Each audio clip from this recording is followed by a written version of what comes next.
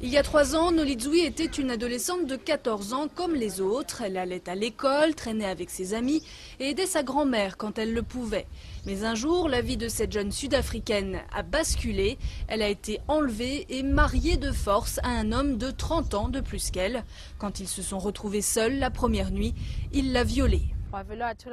Il est resté calme. Il m'a attrapée et m'a mise sur le lit. Il a soulevé ma jupe et a enlevé ma culotte. Je me suis débattue, mais il était plus fort que moi. Il m'a violée. Un cauchemar répété quasiment chaque nuit pendant 3 ans.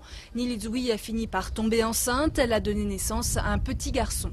À chaque fois que je lui demandais de l'argent pour acheter du lait de formule pour le bébé, il me donnait seulement 10 randes, ce qui ne suffisait pas. Nolizui a finalement réussi à s'échapper et à trouver refuge dans ce foyer d'accueil dans la région de l'Eastern Cape.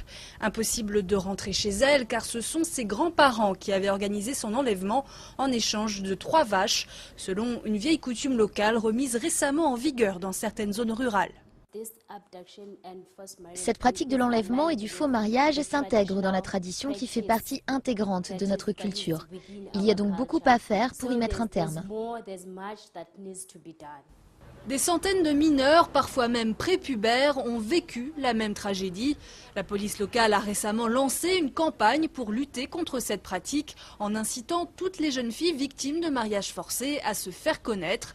Beaucoup d'hommes ont été arrêtés et certains parents de jeunes filles enlevés également. Apparemment, ils n'étaient pas au courant qu'ils commettaient aussi un crime. Mais parce que nous avons ouvert une procédure contre eux, en tant que complices, aujourd'hui, ils comprennent qu'ils ont commis un crime. Une action qui semble avoir eu un effet. D'après la police, le nombre d'enlèvements a chuté depuis le lancement de la campagne.